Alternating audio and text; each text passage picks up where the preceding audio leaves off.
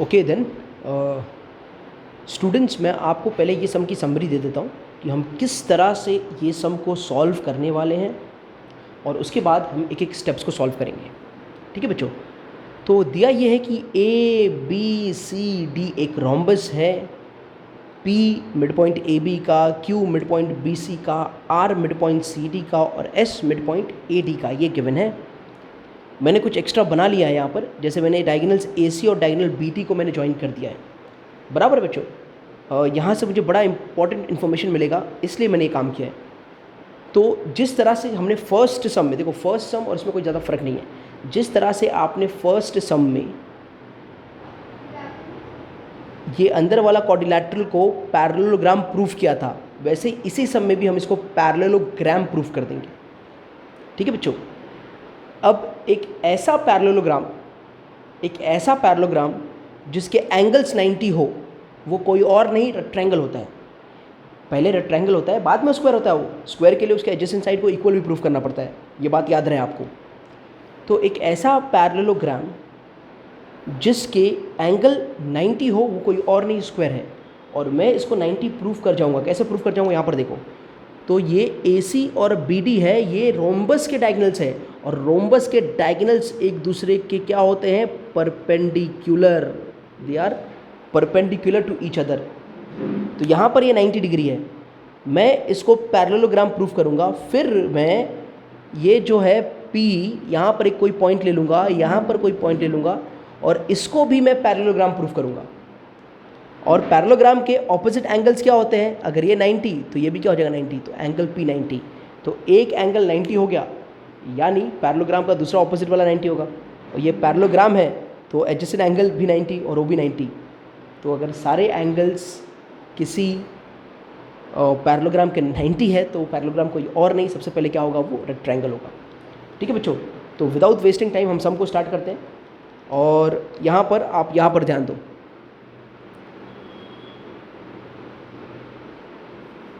ये आपका B है, ये आपका A है, ये आपका C है, ये P है और ये Q है। बराबर? अब इसके अंदर बड़ा क्लियर सा बात है भाई कि इन ट्रायंगल BAC में क्या लिखेंगे हम लोग? P क्या है? P is mid point of AB, Q is mid point of BC। ये सब गिवन है। ये सब क्या है? रीज़न क्या लिखेंगे यहाँ पर हम लोग? ये गिवन है। बराबर? Therefore PQ is parallel AC and PQ is half of AC। ये पहला पॉइंट हमने डिराइव कर लिया, फाइंड कर लिया, इसे मार्क कर देते हैं। ये बड़ा इम्पॉर्टेंट पॉइंट है। ठीक है बच्चों? नेक्स्ट आपके लिए मैं ट्रायंगल रेडी कर रहा हूँ, ये वाला। ये D है, ये A है, ये C है, ये S है और ये R है। ठीक है? तो फिर से आऊँगा मैं और कहूँगा भाई इन ट्रायंगल DAC के अंदर S is mid point of AD, R is midpoint of CD, and therefore SR is parallel to AC and SR is equal to half of AC। बराबर? रीज़न क्या होगा बच्चों? यहाँ पर रीज़न में लिखा नहीं, ये रीज़न होगा मिड पॉइंट थ्योरम। आप कंप्लीट वर्ड में रीज़न लिखना, mid point theorem. Wherever you are putting reason, wherever reason is required, आप कंप्लीट वर्ड को इस्तेमाल करके ही रीजंस को मेंशन करना। तो ये बात आ गया। ठीक है? अब मैं चलता हूँ इस क्वाड्रिलैटरल में।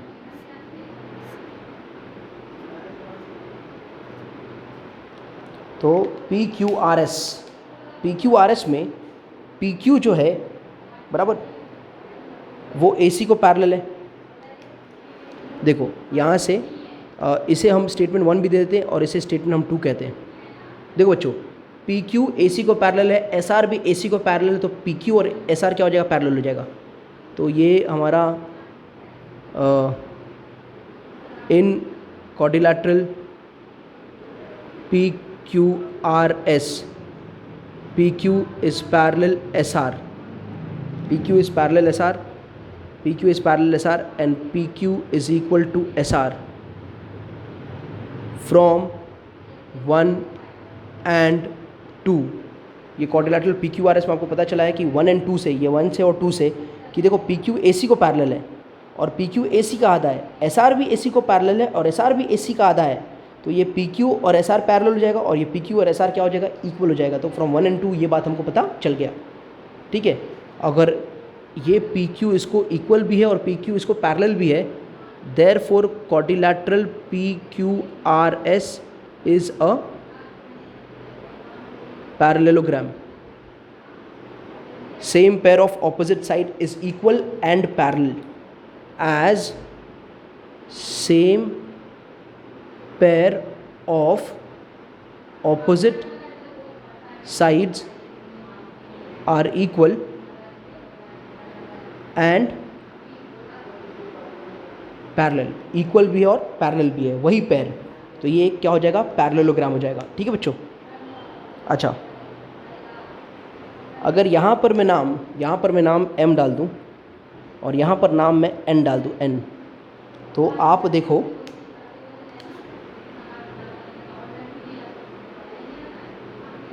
P M O N को देखो, बराबर है।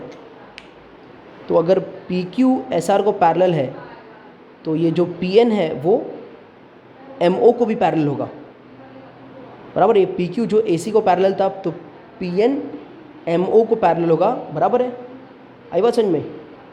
और पी एम ओ एन को पैरेलल होगा, बराबर। ये बात समझो, इसको बाद में प्रूव करने की ज़रूरत नहीं है, ये बात को समझो। देखो ये पूरा इसको पैरेलल था तो ये जो आधा है ना, आधा ये इसको पैरेलल होगा, एम ओ को पैरेलल होगा। तो एम ओ और पी एन पैरेलल होंगे। और सिमिलरली पी एम, अगर ये वाला ट्रायंगल लेंगे, सिमिलरली पी एम और ओ एन पैरेलल होंगे। तो ये क्या हो गया, एक पैरेललोग्राम हो गया। क्या हो गया, एक पैरेललोग्राम, बराबर। तो quadrilateral P N O M is a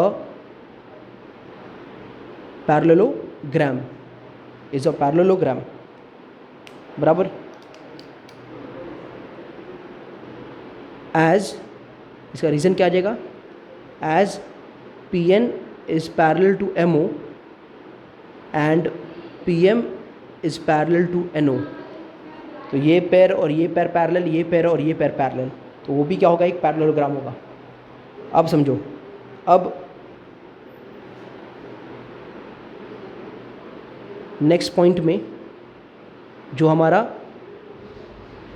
A C is perpendicular to B D at O, हमारा डायगोनल ए सी और डायगोनल बी डी परपेंडिकुलर है एट ओ।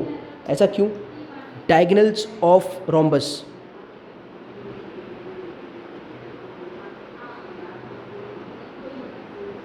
रोम्बस के जो डायगोनल्स होते हैं वो परपेंडिकुलर होते हैं, आर परपेंडिकुलर, आर परपेंडिकुलर।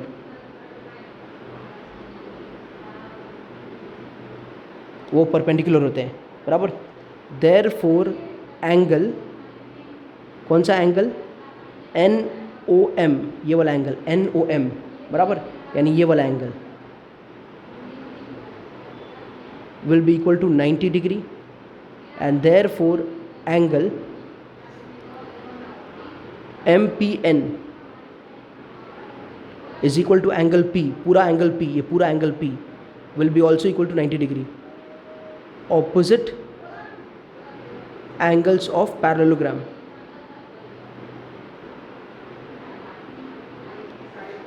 बराबर, ऑपोजिट एंगल्स ऑफ पैरेललोग्राम।